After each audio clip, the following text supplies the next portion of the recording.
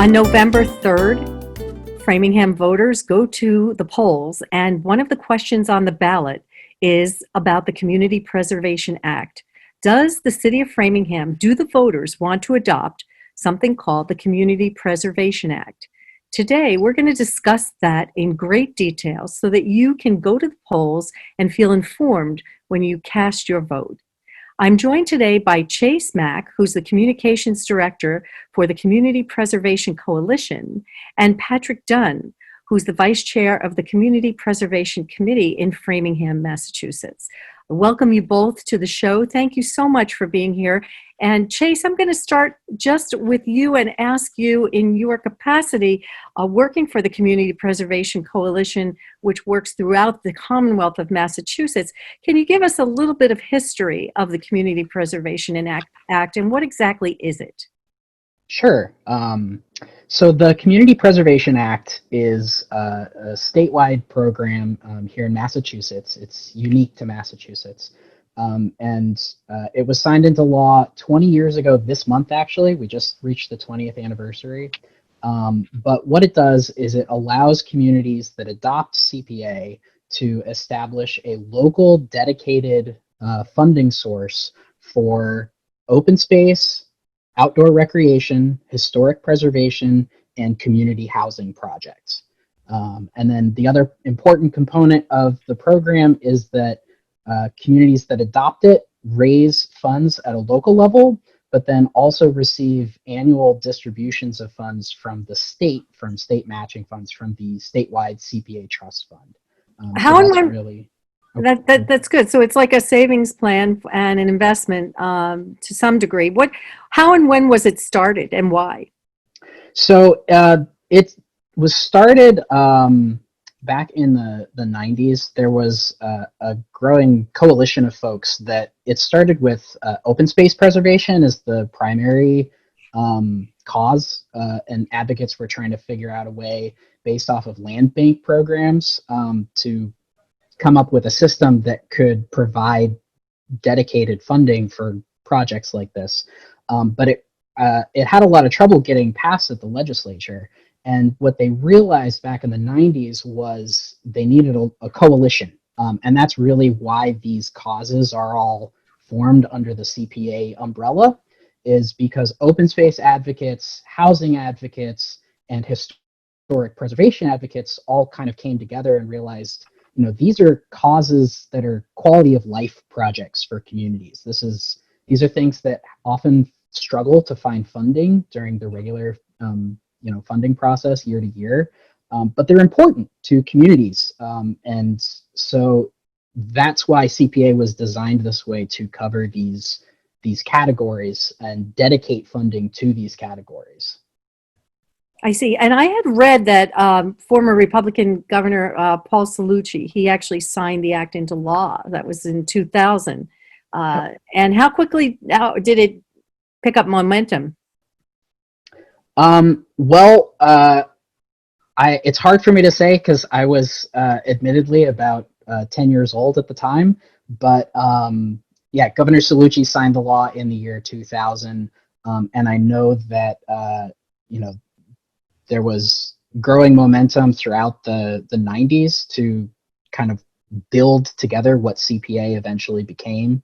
I know that a big part of why it was able to, one of the founding kind of architects of CPA was Robert Durand, who had worked as Governor Cellucci's Secretary of Environmental Affairs. And so he was a big part of piecing together the original CPA legislation during the 90s. I think the first projects were admitted about 2001, and the big hook then was the state was promising 100% match, and that went on for a little while. But Chase knows more of the background. Well, yeah, and I do want to clarify one part of that, because that comes up even today, 20 years later. CPA was never designed for 100% match. It Right. happened during the first few years of the program because there were only a few communities that had adopted at that point. Right. And the funding source for the state match is related to the real estate market. And so, as you know, the real estate market in the early 2000s was booming. And so there was a lot of funding going into the state match component. But so while the first 6 or 7 years of CPA, communities did receive 100% match on what they raised at the local level, that hasn't been the case since 2006, 2007. Just to clarify that. Okay, so thank you. That's a good bit of background. Thank you, Pat and Chase, both for that. Why do you think certain specific uses for the funds were allowed, and how do you think they determined what those uses were going to be? I know you've both done a lot of research on this, and I'm curious what you found about that. Yeah, it's like I had mentioned before. These are areas that often fall into the category of quality of life. They're things that are important to what makes a community feel like a community, but they struggle to find funding sometimes because there are a lot of priorities when it comes to a municipal budget. Education and is often a common one, but year to year municipal uses, and so it's often a struggle to find money for conserving a piece of open space or renovating a playground. These things are great things to have, but oftentimes there are bigger priorities that kind of push it out of the general funding cycle. And so what CPA does is it creates this dedicated funding source that gives communities a means to do these projects and do them every year. Well, I think Pat, motivations, if I may, one of the big motivations was to stop this widespread practice of developers to buy up open space or farmland and put up housing or other structures. And you had a coalition of people like myself or Sierra Club members and environmental activists. I've been a Sierra Club member over 40 years, okay? And then on the islands in particular, they were trying to stop that. In Nantucket, Martha's Vineyard, where they got an early preview and start on this kind of thing. And then, as the pressure then built, they had agriculture exemptions that you could help fund with CPA funds. And our neighbors have done very well with that. We drive by the farm in Wayland on Old Connecticut Path where we live, and that's how they preserve that. And right. Nice That's the Mainstone farm that you're talking about. Yes. Up on,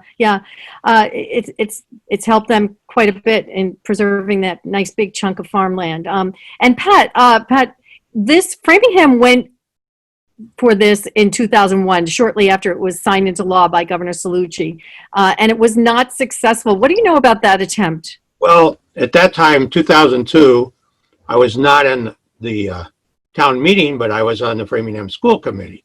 And we're looking at cost benefits, and I think two things happened. It was 2002, not one, but they looked at the examples of our wealthier neighbors like Sudbury, Wayland, and all.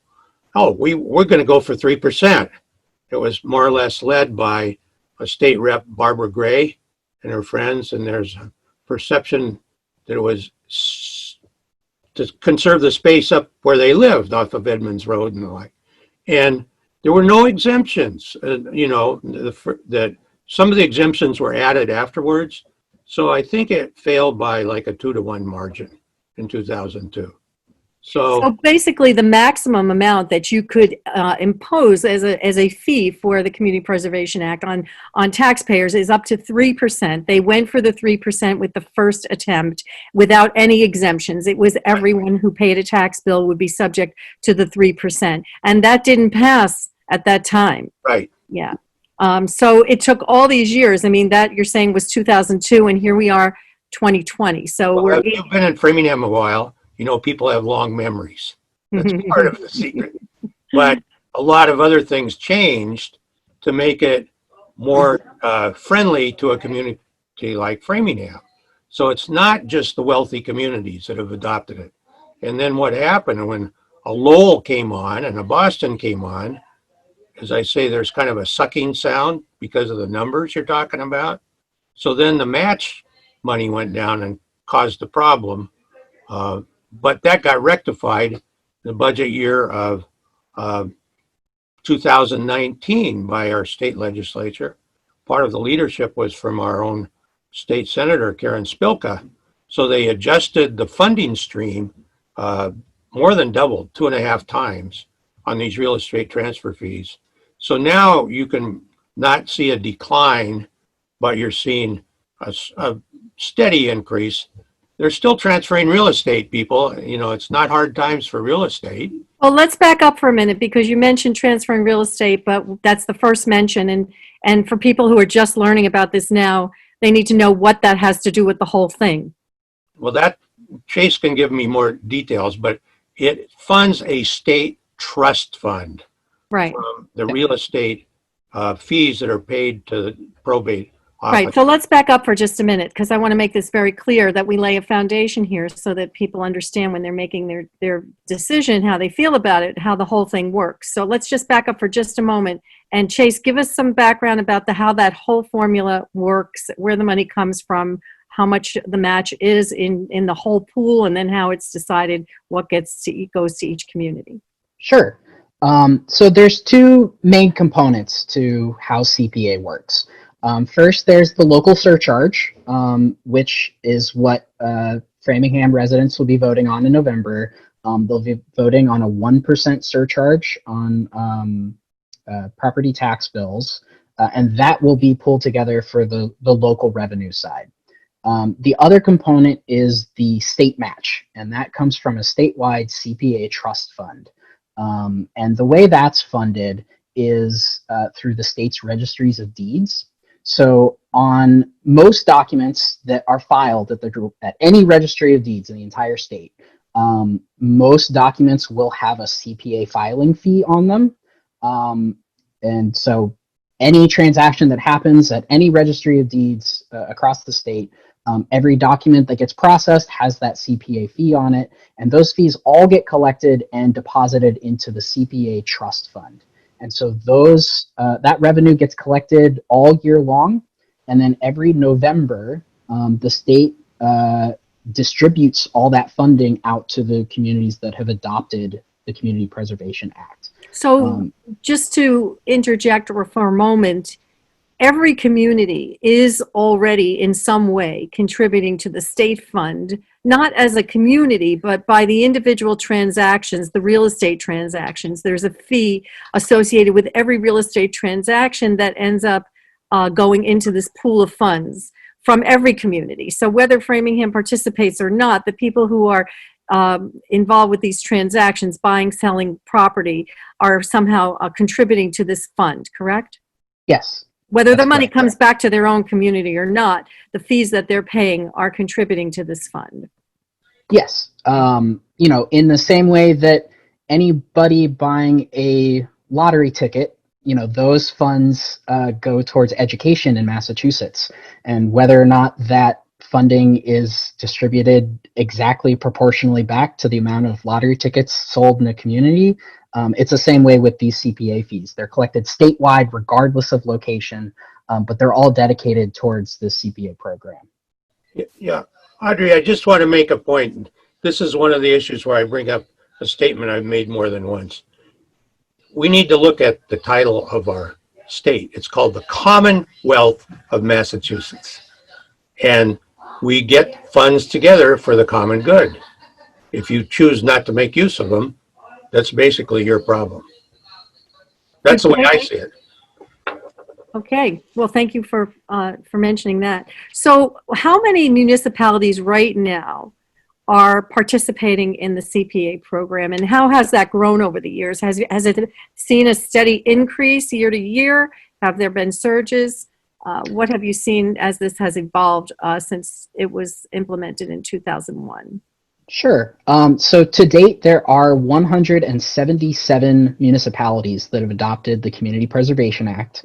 That's just over half of the cities and towns in the state. It represents about 62% of the state population now. And over the 20-year history of the program, not a single community has ever revoked CPA after they've adopted it. It's really shows, you know, how popular it is once folks see it in action. They don't want to let it go. But as far as trends of surges, it's varied year to year. One of the major things that Patrick brought up was there were some changes to CPA back in 2012 that were targeted towards making the program more appealing to communities like Framingham. And in fact, we've seen a lot of gateway cities adopt CPA since those changes went into effect. Cities like Fall River, Holyoke, Springfield, Chelsea, they've all adopted since 2012, I believe. And you know, one example of the kinds of change that they made to make it more appealing is they opened up what was allowed in the recreation category, the outdoor recreation. So now it has freed up a lot of options for funding the creation and restoration of parks and playgrounds, which has, in the last 8 years since that change was made, have become an incredibly popular use of CPA funds. When you say they've made changes to include recreation, who is they and how often do changes like that occur?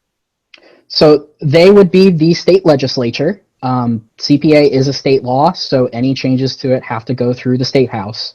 My organization, the Community Preservation Coalition, that's part of what we do is we work with state representatives, state senators to educate them and inform them about how CPA works, what would be good for the program, what wouldn't be. In the history of CPA, it's been changed a handful of times. We have a list on our website. I think it's only been about 6 or 7 times, but other than that change in 2012, which had a lot, it was a pretty broad, that's been the most major change to the program, was the one in 2012 that opened up recreation among some other things. All right. Now, you mentioned your website, so it sounds like that's a place where people can go for information. What is the web address? Absolutely. So you can find that at www.communitypreservation.org. Okay, great. And we have information there about, we in fact have a database of all 12,000 projects that have been approved by the communities that have adopted CPA all throughout the 20-year history of the program. You'll be able to see a state map showing all of the communities that have adopted, lit up in green. And you'll be able to see information about the 9 communities that are attempting to adopt this November. Well, Patrick, 9 communities, and Framingham is one of them. Have you been talking to the folks from any of the other communities? Is this, you know, a shared kind of? There's some sharing via Sudbury Valley trustees with Shrewsbury. There's similar comments. What I really talk to more, and I have to give the coalition credit, that website's an invaluable resource. And that's how our study committee appointed by the city council got up to 95 pages, because a lot of it was getting a start by that website. And then I interviewed several people involved with CPA in other communities. The one in particular that I'd still be is more relevant to Framingham than some of the newer ones that are trying to get it is Waltham, because the demography matches Framingham almost exactly. And it's also my wife's origin and where our daughter with 2 twin grandchildren live. So we drive through Waltham a couple of times a week. They have made great use of it. Waltham has 12 spray parks for kids to cool off in the summer. Framingham has 0.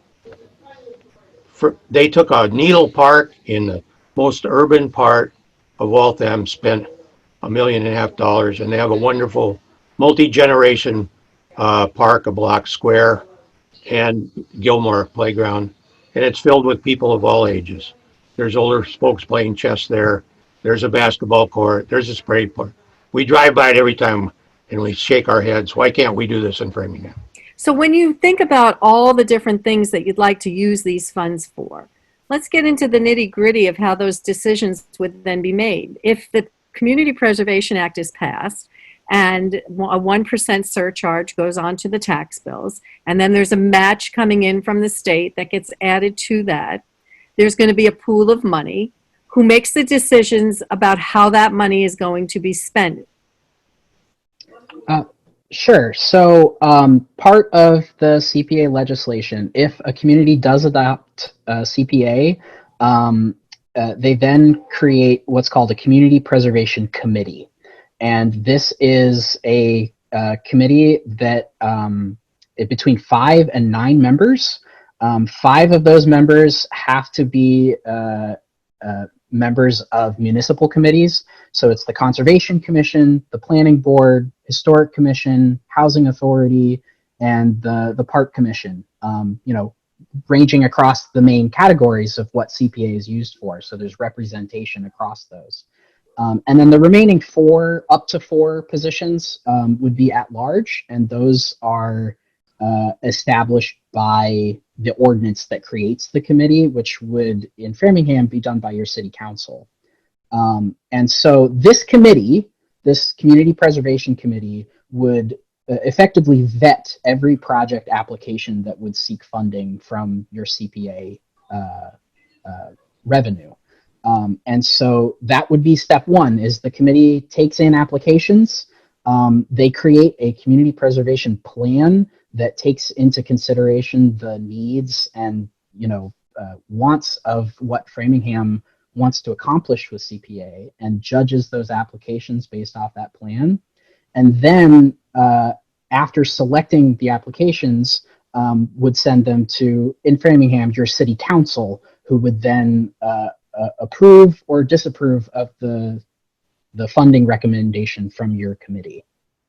So the city council gets the final say on all of the projects. It doesn't go back to the voters. It doesn't go to the mayor. Correct. In towns, it would be town meeting. So every project goes through town meeting for final approval. In cities, it goes through the city council for final And would it be a approval. majority vote or a 2/3 vote? Majority vote. Majority vote of the city council for approval. And there's an application process, is what you're saying. Yep. The local community preservation committee would create the application process. Okay. CPA, though it has this statewide funding component of it, it is considered by the state and has been designed to be a local program with local control. And Pat, this Community Preservation Committee that you're on now, would that be the continuing committee? No, this is called a study committee. The study committee, okay. Study committee was empowered by the city council. When we turn in our report, they said, thank you, your job is done. They voted 11-0 because our recommendation was to put it on the ballot as a ballot question for the November election. So our job was done. And what then some of the people, there were about 11 people on the study committee, approximately half of them stayed the course to sign up and help run a ballot question committee. Okay. I'm also involved in. Steve Weissman was the chair of the study committee. He's also the chair of this Framingham Community Preservation Now, which is the official name that's registered with our city clerk as a ballot question committee. And so it does all the things that you need to do to support a ballot question. So there's a lot of marketing that has to be involved in informing the public. How is this initiative funded? It's by donation. If you go to our website, which is, I think, FraminghamCPNow.org, you have a button you can push to donate. There's also a Will You Help form, and you could send in a check to a post office box up in Saxonville. We have a treasurer. Those are the 2 appointments you must have when you file a process for a committee. You have to have a chair and a treasurer. We have both. Steve Weissman is the chair. The treasurer is Jeffrey Stewart Morales. And he collects the money, and I don't know any of the details. And my wife said I have to give you a disclaimer. She can't raise money because she's a contract type state employee. And one of our other people who's very knowledgeable is a quasi-state employee as a Sudbury Housing Authority manager. So she helps with other things, but not fundraising. So that's, and we had expertise on that study committee that had a lawyer or two, but 3 PhD chemists, which is a kind of interesting phenomena, including our town historian. Very interesting, yes. He has a chemistry background. I'm a biochemist, and Sheila Cusalito is a reformed biotech worker who's the Sudbury Housing Authority director. So we So were a research-oriented group, okay? yeah, Not everyone who does research wants to do fundraising and things, if you know what I mean. Different personalities. right.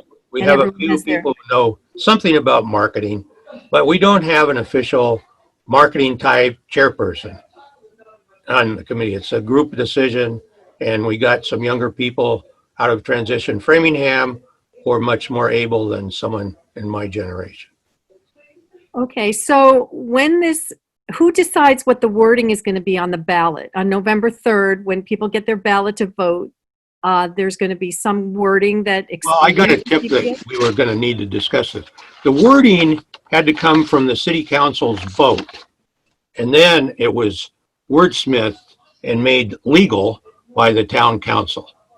So the official words are in there, and then there was a sign off when it went up to the Secretary of State that was signed off by our mayor, Dr. Yvonne Spicer. And what results is a very short statement, if I can find it to read, and a summary. The short statement, and all these were done, I guess Chris Brown was in the city solicitor's office, did this. So what you're going to see when you go in there on question 3, a community preservation committee will be established by ordinance to study community preservation resources, possibilities, and needs, and to make annual recommendations to the city council on spending the funds. At least 10% of the funds for each fiscal year will be spent or reserved for later spending on each of the Act's 3 community preservation purposes: open space, 2, historic resources, and 3, affordable housing.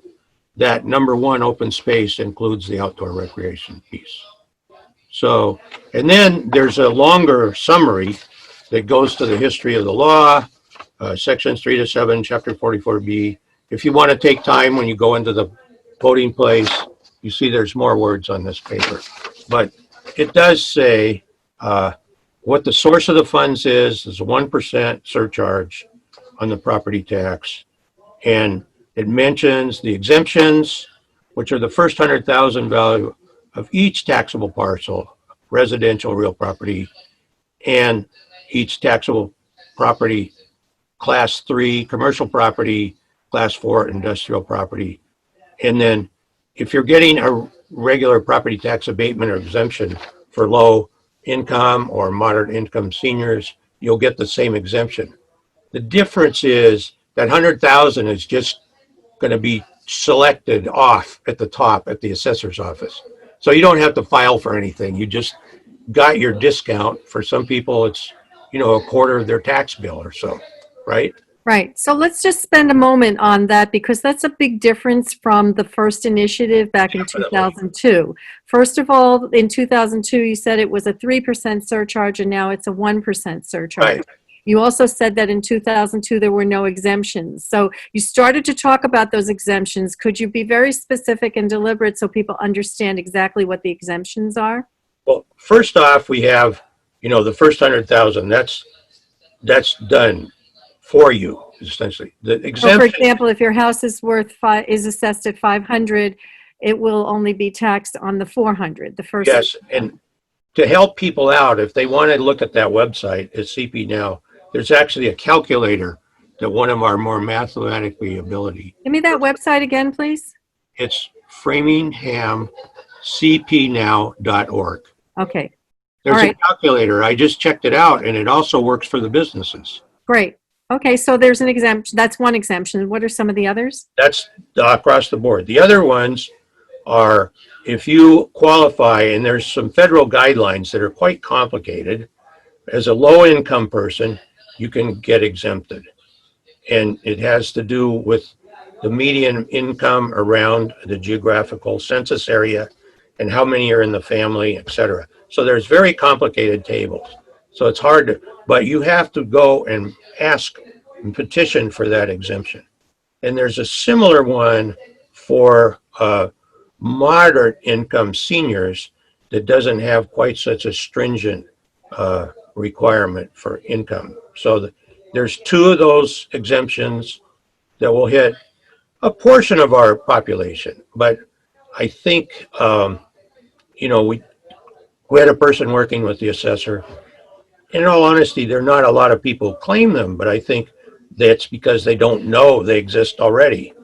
So we'll probably raise the consciousness of the senior population for sure during this campaign, and perhaps the other people as well, because we're trying to reach out to the whole community of Framingham. Right. Now, you said that this affects both residential and commercial taxpayers. Correct. Is anything being done to inform the commercial taxpayers about this? Because if they don't live in Framingham, they don't get to vote on this. I think there's been modest efforts. I know one of our representatives attended the last meeting of the Framingham Business Association. I think they meet every month. Those are more of downtown-based, smaller businesses. Did anyone go knock on the door up at Staples headquarters or Bose? I don't think so, but if they're seeing signs around, they might say something, but there's been no attempt on either side to communicate, as far as I know. That's an honest answer. That's the best I can do. But okay. So when would the surcharge first show up on the tax bills if this was passed? well, I think we would say it'd be first quarter of the next fiscal year, and it would be something like July of 2021. Okay. So in other words, the July bill, which would be for the first quarter of fiscal 22, it would be when it would show up next summer in July, and it would be 1% of the value, the assessed value for everything over 100,000. Okay. So basically, we did the calculations. That was part of the determination. We wanted to say what would bring in enough money for Framingham to do something useful, and what would not strain the pocketbook. So that calculates out to about $50 a year at the 1% with the average homeowner, or really the first 2/3. So you can actually calculate what extra you might pay, and I did that just a while ago, and it's about maybe $15 a quarter, something like that. And the way I look at it is, that's maybe your monthly stop to Starbucks. That's what you're paying about. It's not a budget buster, let us say. And then you have to consider, even for a business, it is an attraction to have improved quality of life for your employees, and hopefully a good number might choose to live in Framingham. Mm-hmm.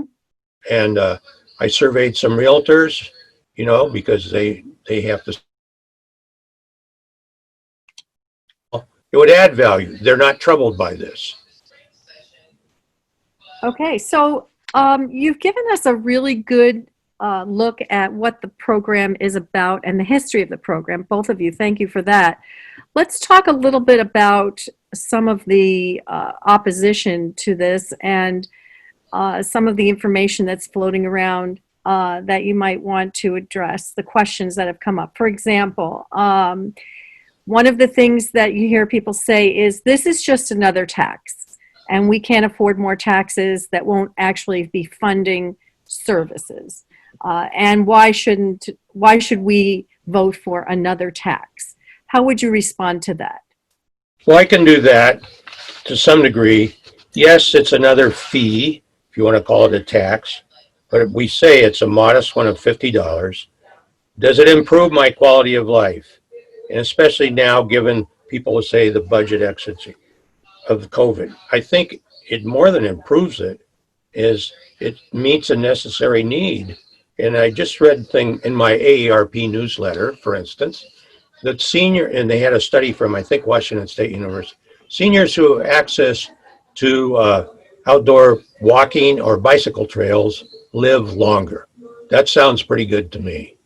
And I know myself, I live in a place where it's District 4, and we're underrepresented by far as recreational opportunities or open space.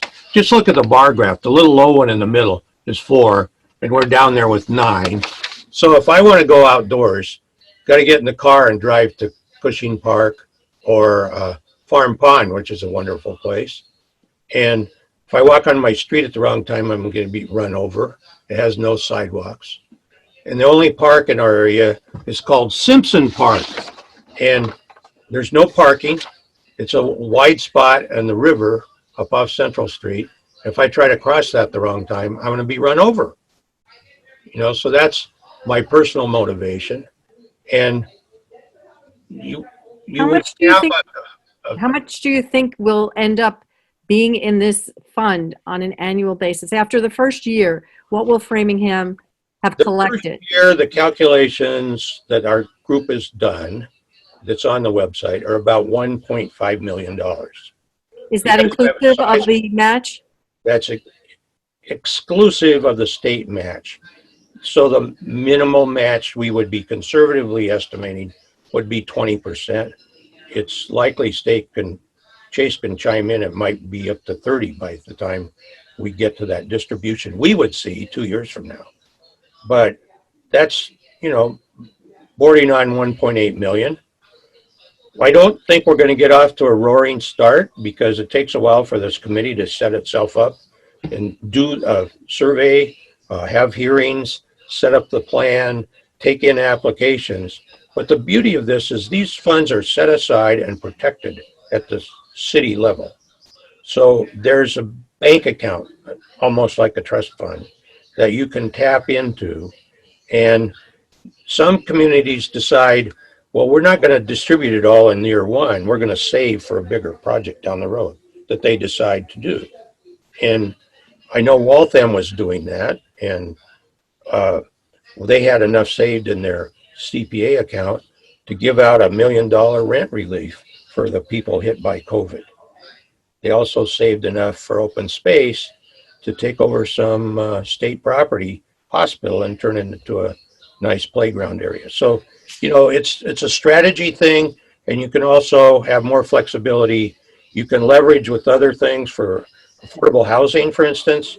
You can blend in with Housing Authority, Community Development Block Grant. A lot of communities have done that success. It just sort of closes the deal. Yeah. So Chase, you said earlier that no community has ever backed out of this after they've adopted it. Have there been any issues with battles over what to use the funds for? Have there been any legal issues about the program, the funds, et cetera? Has it all been just trouble-free? I wouldn't say it's trouble-free, mainly because anybody who lives in Massachusetts and knows, how towns and cities kind of operate, it's a local program, so it's going to come with local contention. It's really up to Framingham to decide if they do adopt CPA, what their program is focused on. And it's been designed with a lot of flexibility. I've mentioned the main categories being open space, housing, and historic preservation. Now, the program only requires that communities set aside 10% of their total funding into each of these categories. So every year, 10% has to go towards open space and recreation, 10% to historic preservation, and 10% to housing. The other 70% can be allocated towards these categories in varying amounts year to year. So it's really up to the priorities of that community. Some communities like, it's just off the top of my head, but Cambridge dedicates the full 80% of their CPA funds towards housing every year because housing is a main priority for them. But in more, in other communities, open space or outdoor recreation is a bigger priority. How does Cambridge do 80% if there are 3 categories that require 10%? Oh, I see, because 10% to each, and then the rest of the 70 goes towards housing. Got it. And those priorities can change. That doesn't mean that a community has to set aside 80% into one category every But year. it's a way to equalize, to provide some equalization. Yes, every category gets some support every year, and the community can decide year to year what their priorities are, depending on what kinds of projects would come up as, this piece of space is open space is up for grabs. We have the funding for it. We should put our 70% towards open space funding this year. Right. So, the tricky parts come when communities are not quite sure how they want to allocate those sources. At the statewide level, there have been very few kind of legal issues that have come up with CPA. There was one community that tried to spend their recreation money on sidewalks, which was not ended up going to court and determined as an illegal use of CPA. So that was one example. But it's been very few. I think 2 or 3 have gone to the level of being a legal issue. Right. Well, at least there's a precedent for that now, and there's a precedent for sticking to the rules and the requirements for using the funds. Pat, getting back to these projects, because Chase just mentioned, some projects. Some people say that if the city wants to fund these projects, and you were talking about splash parks and other things that you've seen in Waltham and other communities, people are saying that if the city wants to fund these projects, we're already paying taxes. Why don't they take the funds out of the existing tax base and not add a surcharge? Well, I think they need a reality check. If we look at where the money's going in town, it's spoken for, and there's been cutbacks because of the budgetary thing. So it's plain not going to happen. And I had to speak out when I was a town meeting member for all the problems we had restoring our historic building on the common, the village hall there, because you had to meet standards for historic preservation, but you're not in compliance with the handicapped accessibility issues. Okay, so we gave the example, I did, and I may have swayed the vote to finally fund the money from town meeting. Said, look, we had 2 daughters who got married there. One daughter, the grandmother, had to be carried upstairs. There's no restroom upstairs. Now I'm on crutches, and the 3rd daughter, I don't think we could have our reception there, because I can't get up and down. Yeah. Their daughter's reception was at Warren Center in Ashland, which consequently is operated by Framingham State. But Ashland used the community preservation money to set that land aside from development. Okay, so the story is there. If you think it's going to happen, you're blowing smoke in the town's current budget status. Every year there's all these capital requests. How many of them get funded? Not that many. There were priorities set up, and now this year's there's going to be a real challenge, and you have a ceiling on your debt limit as well. So that's why the community preservation is set aside apart from these tugging wars, and you can carry it over, and you can actually bond against future resources coming in there because you can predict this tax base. So it can be used for larger projects if they're bonded. And I think our neighboring community of Southborough did some of that. And they also had a little discussion. I talked to the person who was working there about what to do with the golf course when St. Mark's wanted to, it's a prep school, unload their golf course. Municipal authorities wanted buildings for police and municipal, and other people on community preservation wanted space, recreation, and something of a golf course. So they had to have a compromise. So they managed that, and the community preservation, let's say they were the oil that put on troubled waters and let them do both. Mm-hmm. So you're basically saying that by having an earmark, it's a guarantee that this is how the funds will get spent. It's for quality of life. We have to stress that. Yes. And it's also part of the thing I call, maybe we should be calling this community restoration or reconstitution. It's the whole notion of community, you know, that we're lacking in some of our populations. Mhm.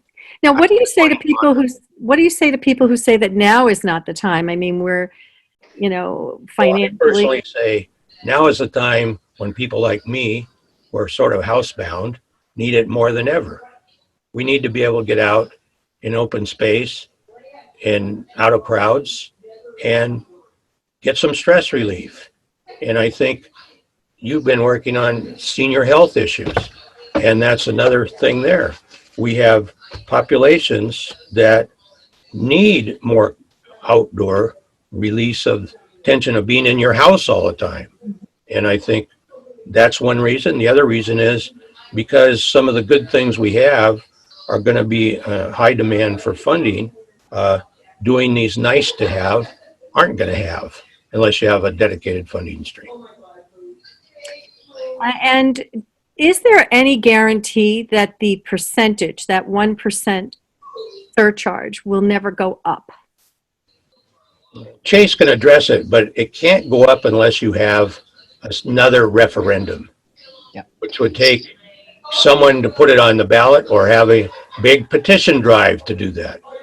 And I think there's one on there this year. Is that correct, Chase? To change their percentage?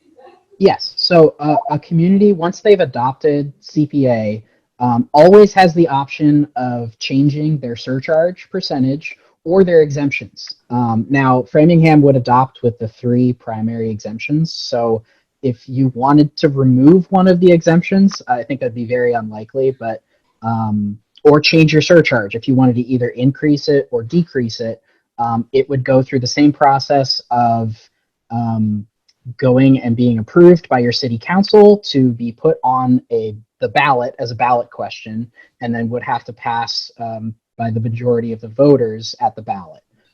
So there's always the option of changing the surcharge. I mean, even if next year, you say, this isn't so bad, maybe we should double the surcharge. You'd go through the same process of having the city council decide, let's put it on the ballot, and then voting on increasing that surcharge. But it can't just be done willy-nilly. It has to go through the whole process. Has to go through the whole process again, and the voters would have to weigh in again if there were any changes, whether it be terminated, whether it be increased, whatever would require a vote like the vote that's happening now on November 3rd. Okay. What about the people who say that Framingham just isn't that kind of a city? It's not like these other cities, and the city just can't afford it, and there's not even a lot of open space to preserve. That's been one of the things that people have said who are in opposition. How do you respond to that, Pat? I don't think you need big open spaces to get some of the benefits. And we've been focusing on downtown, thanks to Courtney Thrahan, was on your show not long ago. She actually had an intern from Sudbury Valley Trustees a year ago who did a survey of the use around the parks around downtown. Found, there were some parks, but no one was using them, at least when they were out. And I think the little park on Irving Street is sort of a breakthrough area where they took a parking lot that was owned by the schools, and they are slowly turning it into a park. At least they've cleared the land. I've driven by there several times. I'm not seeing it approach what they got in Waltham because they don't have enough money, and there was a fundraiser to help that, and I actually contributed to that, and so that's the example. And there's community gardens that are needed on the south side, and some have been developed. I see Michael Croce was doing some plantings at one of the cooperative housing areas, and I think we need more of that. It doesn't have to be big, and it can be small and have an impact. And that's, we have this Morenci Woods. I tried to find out where it was. It's on the border of Framingham Natick, Chase, and it's facing urban housing development side in Framingham, more or less, and then suburban housing in Natick. But I couldn't find, 2 tries to find the trail to get into it off of Arthur Street. It's near a parking space where the NWRA has their pumping station. And there is a trail in there, but it's no sign that advertises it. So what we have, we don't make the utmost use of, I think. You know, take some promotion, and there are opportunities, I think, like that on the south side that really are needed.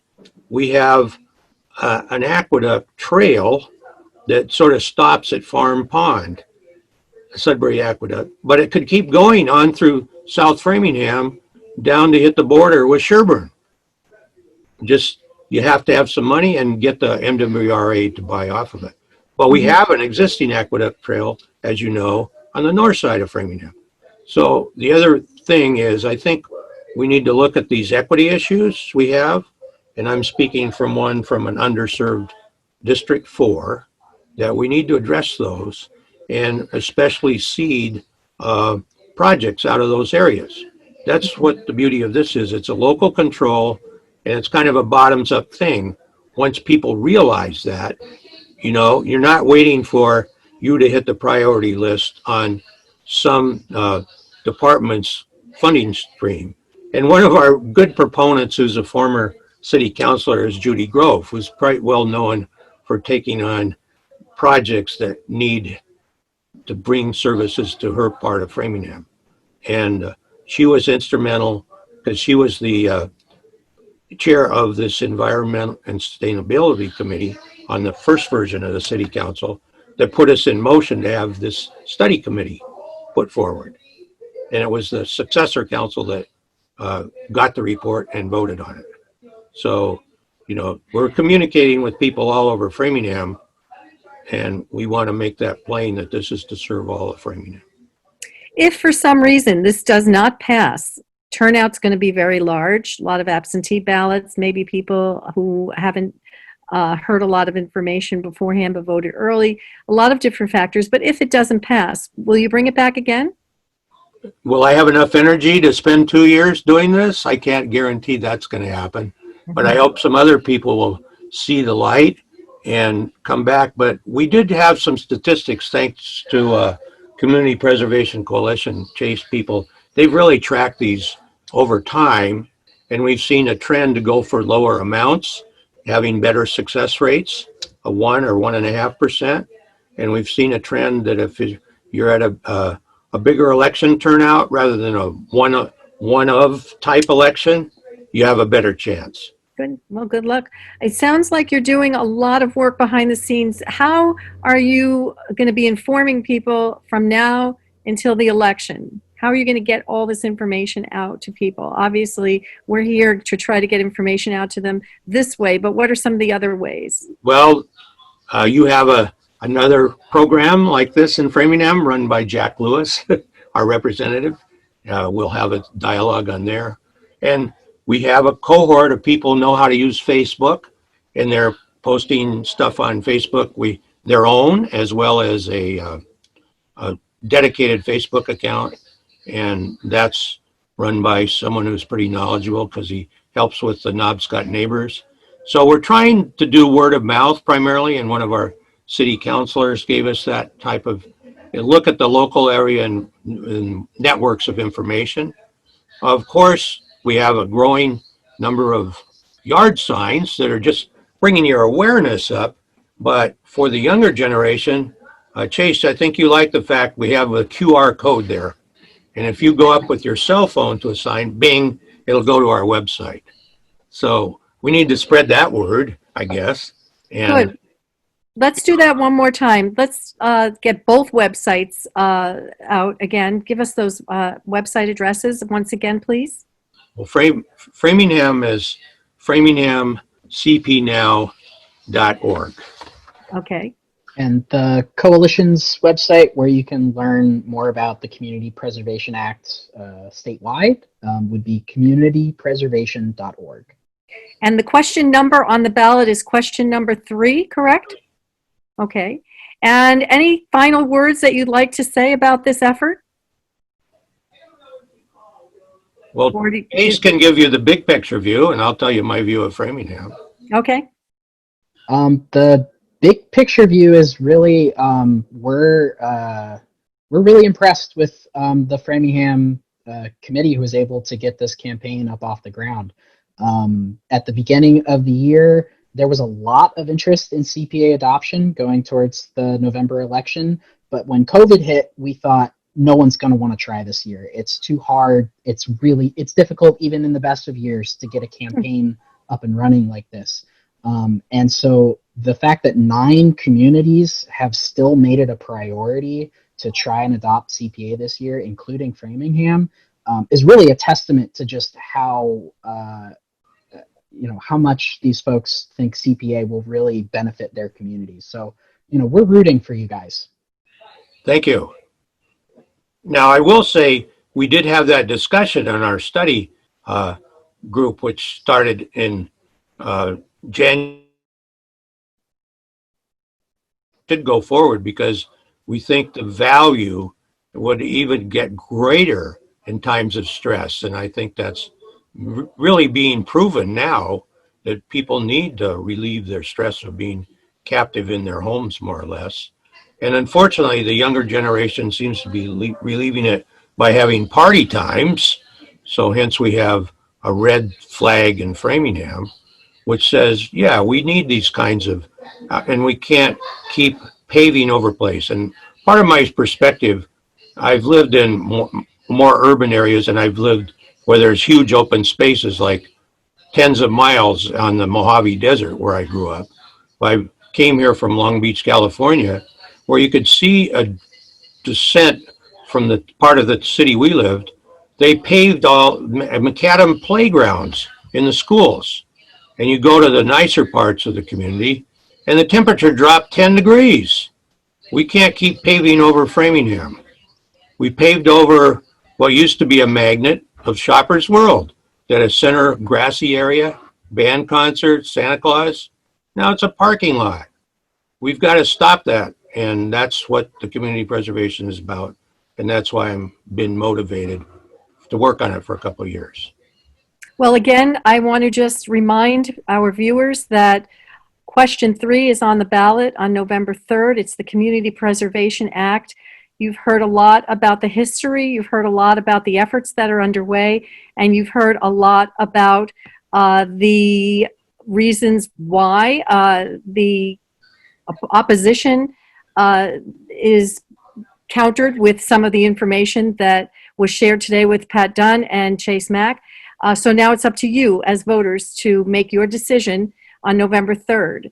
I want to thank you both, Patrick and Chase, very much for being here to help educate and inform the voters of Framingham about the Community Preservation Act. Thank you very much. And for all of you who are interested in learning more, you have a few websites to go to now to study up and make sure that you get all of your questions answered. November 3rd, question 3 on the ballot in Framingham, the Community Preservation Act. Thank you, Pat. Thank you, Chase, very much for being here on the Audrey Hall Show. Thank you, Audrey. Thanks, and I Audrey. think the hour went fairly rapidly, didn't it? Yes, it did. It always does. Thank you so much for your time. Yeah. Thanks. Bye now.